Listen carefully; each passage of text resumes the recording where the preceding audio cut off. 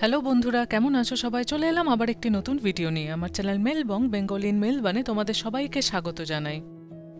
আগের দিনের ব্লগে তো দেখলে আমরা কয়েকটা ফার্নিচার শপিং করলাম। আজকে সেগুলোই বানানোর পালা। সেগুলোকে বানিয়ে সাজিয়ে গুছিয়ে ঘরটাকে একটু অন্যরকম করে তোলা। তারপর সন্ধেবেলা হাঁটতে বেরিয়ে একটু বাইরে খেলাম। এই নিয়েই আজকের ব্লগ। চলো তাহলে শুরু করা যাক। আজকাল কাজের একটু প্রেশার থাকার জন্য অফিস থেকে বেরোতে একটু দেরি হয়ে যাচ্ছে। এখন বিকেল 5টা বাজে। এখন বাড়ি ফিরছি। সৈকত একটা কলে আছে বলে আজকে ফেরার সময় আমিই চালাচ্ছি, নাহলে তো ওই চালিয়ে আমাকে নিয়ে আসে। বাবা মা কলকাতা ফেরার পর এখনো খাটটাকে তোলা হয়নি। আজকে দেখি খাটটাকে তুলেও ফেলবো। খাটটা এত সুন্দর, মানে সবগুলো পার্ট খুলে ফেললে একদম ছোট্ট হয়ে যায়, যাতে আমাদের রাখতে সুবিধে হয়। দিয়ে আবার এখানে সোফাটা পেতে দেবো, আবার অন্য কেউ এলে তখন আবার খাট পাতা যাবে। এই পার্টগুলোকে একটা প্যাকেটের মধ্যে ভরে রেখে দেব। সেদিনকে বেশ অনেকগুলো জিনিসই কেনা হয়েছে। এখন আস্তে আস্তে প্রত্যেকটা জিনিস বানানো হবে। চলো তাহলে সেগুলো বানানো শুরু করি। এইটা হলো একটা সাইড টেবিল। আইকিয়াতে এটা সদ্য সদ্যই এসছে, তো আমাদের যে জায়গাটা রয়েছে সেখানে পারফেক্ট ফিট হবে। সেই জন্য আমরা এটাই কিনলাম। এই আইকিয়া থেকে জিনিসপত্র কিনলে বাড়িতে বানানো কিন্তু একটা প্রজেক্টের মতো। মানে তুমি একদিন কিনে আনবে আর একটা দিন তোমার চলে যাবে সেটা বানাতে। কিছু কিছু জিনিস খুব সহজ হয়, কিন্তু কিছু কিছু জিনিস বেশ কমপ্লেক্স হয়। মানে অনেক সময় লেগে যায় বানাতে। এটা অত সময় লাগবে না, এটা হয়তো 5 মিনিটের মধ্যেই বানানো হয়ে যাবে। এই সাইড টেবিলটা হলো কিউবের মতো, মানে দৈর্ঘ্য প্রস্থ উচ্চতা সবগুলোই একই, 50 সেন্টিমিটার করে।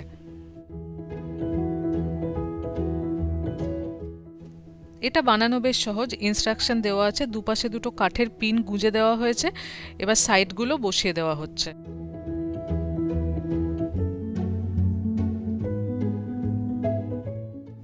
এবার নিচের যে বেসটা সেটা এরকম স্লাইডিংয়ের মতো করে ঢুকিয়ে দেওয়া হচ্ছে। এরপর যে নাট বল্টুগুলো আছে সেগুলো টাইট দেওয়ার পালা। চারপাশে 4টে নাট বল্টু আছে, সেগুলো টাইট দিয়ে দিলেই রেডি হয়ে যাবে আমাদের সাইড টেবিল।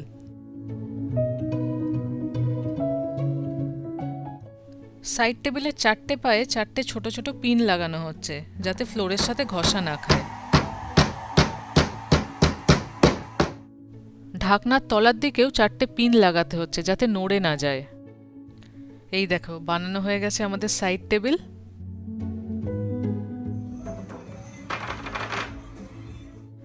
এর ভেতরে বেশ ভালোই স্টোরেজ আছে, দেখতেও বেশ ভালোই লাগছে। চলো এবার নেক্সটটা বানানো যাক। আগের দিন দেখালাম দুটো ঝুড়ি কেনা হয়েছে, এগুলো হলো সেই ঝুড়ি দুটো। চলো ঝুড়িগুলো তাড়াতাড়ি বানিয়ে নিই। নিচের দিকে এরকম টেপ লাগানো আছে, যাতে ঘষা না খায়।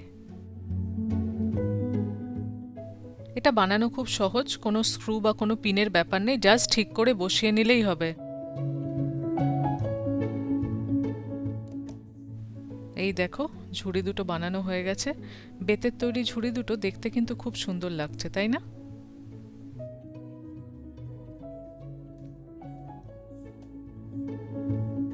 এবার একটা প্লান্ট স্ট্যান্ড, আমাদের যে বড় গাছটা আছে সেটাকে স্ট্যান্ডের উপর রাখবো। খাঁজে খাঁজে বসিয়ে দিলেই তৈরি হয়ে যাবে প্লান্ট স্ট্যান্ড, একেবারেই সোজা। এদিক ওদিক দুদিকেই বসানো যাবে, তোমার যতটা উচ্চতা দরকার সেই অনুযায়ী ঘুরিয়ে নিলেই হবে। এইবার একটা বড় স্টোরেজ ইউনিট বানানো হবে। এটা স্টোরেজ কাম ডিসপ্লে ইউনিট। চলো আস্তে আস্তে বানানো শুরু করি। প্রথমে হাফ হাফ করে দুটো অংশে বানানো হচ্ছে, তারপরে দুটোকে জুড়ে দেওয়া হবে। এটা বানাতে আমাদের বেশ খানিকটা সময় লাগছে। এটার অনেকগুলো ছোট ছোট পার্ট, ছোট ছোট স্ক্রু রয়েছে, অনেক নাট বল্টু রয়েছে। সেগুলোকে আস্তে আস্তে দেখে দেখে সবগুলোকে টাইট করে বসিয়ে পুরো জিনিসটা বানাতে হচ্ছে। দুটো আলাদা আলাদা করে বানানো হয়ে গেছে, এবার দুটোকে একসাথে জুড়তে হবে। এই দেখো, আমাদের অলমোস্ট বানানো হয়ে গেছে। আমাদের দরজা দিয়ে ঢুকেই একটা আয়না ছিল, কিছুদিন আগে সেটা পড়ে ভেঙে গেছে।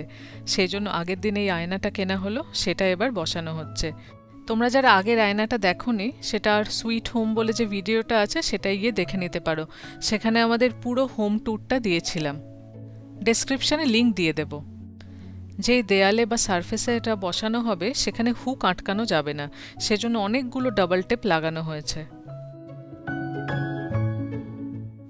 ভালো করে চেপে চুপে বসিয়ে দেওয়া হচ্ছে, আশা করি কোনো অসুবিধে হবে না। ঠাকুরের ঘরের এই দরজাগুলোও নতুন কেনা হয়েছে। এই জায়গাটা এখনো ঠিক করে সাজাতে হবে। এই জায়গাটা মোটামুটি সাজানো হয়েছে, এটা এখনো ঠিক করে অর্গানাইজ করা হয়নি। এইটা হলো, তারপর এটাতে আবার লাইটও জ্বলে, আবার লাইটের রিমোট আছে, আবার বন্ধ করে দিলে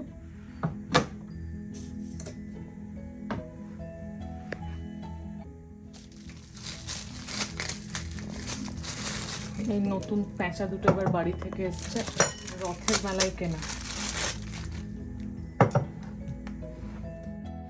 এই ডান দিকটা ভালো করে সাজানো হয়নি, এখন পুজো করতে বসে ডান দিকটাও ভালো করে সাজিয়ে নিলাম। ঠাকুরের জায়গাটা একটু সুন্দর করে না রাখলে ঠিক ভালো লাগে না।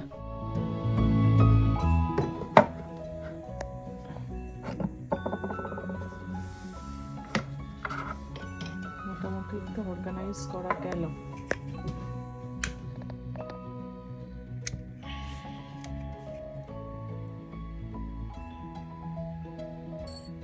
আগুন জ্বালানোর সময় দরজা বন্ধ করা যাবে না, নিভিয়ে বন্ধ করতে হবে।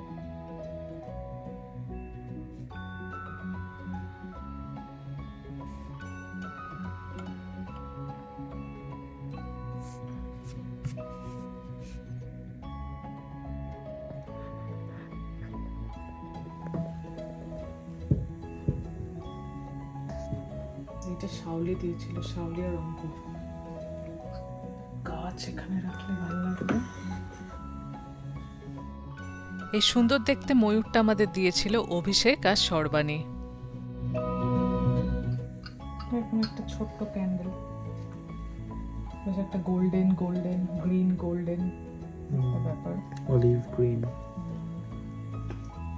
এইবার কিছু বইপত্র নিয়ে আসা হয়েছে বাড়ি থেকে, সেগুলো একটু দেখাই। রাস্কিন বন্ডের অনেকগুলো বই আছে, আমি যখন মাস্টার্সে পড়তাম তখন রাস্কিন বন্ড পড়তাম খুব। তো রোজ টু মুসৌরি, এই বইটা তো খুবই ভালো বই। তারপর এই বইটাও খুব সুন্দর, দ্য ক্যালকাটা দোজ বংস, ছোট ছোট চ্যাপ্টারে লেখা, খুবই ভালো বইটা। বইয়ের অবস্থা দেখলেই বোঝা যায় বহু পুরনো বই এগুলো, কিন্তু পড়তে খুব মজা লাগতো। গন্ধরাজ লাইম, রং এন্ট্রান্স, এই বইটা তো সবাই চেনে, to kill a mockingbird, এই বইটাও খুব ভালো রাস্কিন বন্ডের। দিল্লি ইজ নট ফার, সবাই টুইঙ্কল খান্নার বইটাও তো জানে, এই বইটাও খুব সুন্দর। The best thing about you is you, Anupam খেরের লেখা বইটা। এই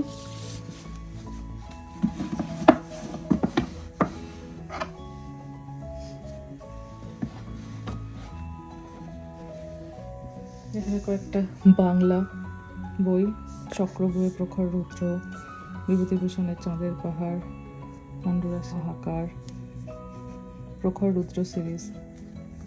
প্রখর রুদ্র কার বলো? ওই তো রামমোহন গাঙ্গুলি, জটায়ুর ক্যারেক্টারটার নাম। হ্যাঁ, আর এখানে একটা রবীন্দ্রনাথকে তো রাখতেই হবে। এছাড়াও এবার বাড়ি থেকে আরো অনেকগুলো বইপত্রই নিয়ে এসছে। এখানে এইটা সৈকতের পাওয়া প্রথম প্রাইজ, সেই জন্য এবার বাড়ি থেকে নিয়ে আসা হয়েছে। এখানে সবগুলোই বাংলা বই, সুনীল গাঙ্গুলি আছে, তারপর ফেলুদা তো অবশ্যই, সেই সময় আমার ভীষণ প্রিয় একটা বই ব্যোমকেশ, কিকিরা সমগ্র, রান্নার বই। এইটা নিয়ে এই জায়গাটা খুব বেশি রাখার তো জায়গা নেই, তাই বলে সব বই আনা সম্ভব হয়নি। আর এখানে এই প্রাইসটাও রেখেছি। পুরো সাজানোর পর জায়গাটা দেখতে এরকম লাগছে। আমরা চেয়েছিলাম স্টোরেজটা একটু বাড়ুক, কিন্তু ঘরটাও যেন খুব ভর্তি না লাগে, সেই জন্য এইরকমভাবে প্ল্যানিং করা। আর সামনের দিকে যেটা দেখছো, এটা হচ্ছে এয়ার পিউরিফায়ার। গ্রীষ্মকালে যখন এখানে হে ফিভার হয় তখন মাঝে মাঝে চালাতে হয়। এর উপরটাও সুন্দর করে একটু সাজিয়ে দিলাম। আমাদের লিভিং রুমে যে বড় গাছটা ছিল সেটাকে ওই স্ট্যান্ডটার উপর বসানো হয়েছে, আর যে সাইড টেবিলটা কেনা হয়েছে সেটা ঠিক সোফার পাশে বসানো হয়েছে। অনেক আগের একটা ছোট সেন্টার টেবিল ছিল, সেটাকে এখানে ঢুকিয়ে রাখা হতো, কিন্তু ঠিক ভালো করে ইউজ করা যাচ্ছিল না, সেই জন্য এটা কেনা হলো। প্লাস এর মধ্যের যে স্পেসটা সেটাও অনেক বড়, উপরে একটা ল্যাম্প রেখে জায়গাটাকে এইভাবে সাজিয়েছে। উপরে আর বেশি কিছু রাখলাম না, মাঝে মাঝে মোবাইল চার্জ দেওয়ার জন্য এই উপরটায় রাখতে হতে পারে, বা চা কফি খাওয়ার জন্য যদি কেউ এই চেয়ারে বসে বা সোফার ডান দিকে বসে তখনও সেটা ব্যবহার করা যাবে খুব সহজেই। উপরে বেশি কিছু রাখিনি, ল্যাম্পটা খুব সহজেই তুলে নেওয়া যায়, তাহলেই ঢাকনাটা খুলে পুরো ভেতরের জায়গাটা ইউজ করা যাবে। অলরেডি ভেতরে কিছু মালপত্র ঢুকিয়ে দিয়েছি, যতই স্টোরেজ বাড়ানো হোক না কেন মালপত্র এত বেশি থাকে সব জিনিসই যেন ভরে যায়। এই খোপ খোপ টাইপের ডিজাইনটা বেশ পুরনো দিনের মতো, দেখতে ভালোই লাগছে, একেবারে নতুন এসছে আইকিয়াতে। এই জায়গাটা যে প্রত্যেক দিনে একবার করে খোলা হবে তা নয়, সেই জন্যই উপরে একটা ল্যাম্প রেখেছি। বারে বারে খুলতে গেলে এরকম জিনিস রাখলে তো অসুবিধা হয়, এটা মাঝে মধ্যে হয়তো সপ্তাহে একদিন খুললাম, সেরকম জিনিস দিয়েই ভর্তি করার ইচ্ছে আছে। এই যে দেখো, নতুন আয়নাটাও বসানো হয়ে গেছে। আজকে যে ফার্নিচারগুলো তোমাদের দেখালাম, সাজানোটা কেমন হয়েছে তোমরা কিন্তু অবশ্যই কমেন্ট বক্সে জানিও। আর এই যে বুদ্ধটা দেখছো, এইবার বাড়ি গিয়ে এটা শঙ্করদা বলে একজন ফ্ল্যাটে দাদা থাকেন, তিনি দিয়েছেন।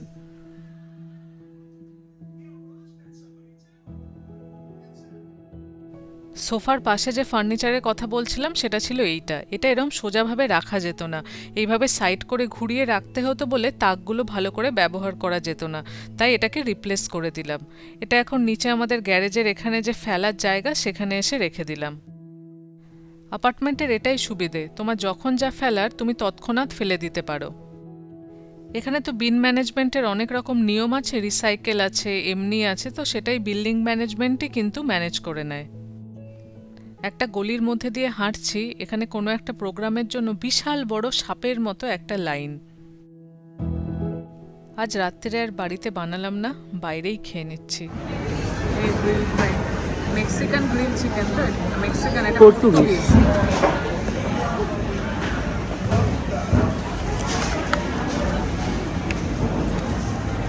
কি কি দিয়েছে? হাফ চিকেন, একটা পিটা, কিছুটা টমেটো সালসা আর কিছুটা চিপস। এটা হচ্ছে একটা বোল, আমাদের হচ্ছে গ্রিল চিকেন আর কিছু স্যালাড। ছবিতে দেখতে যতটাই ভালো ছিল, সামনে ততটাই পচা।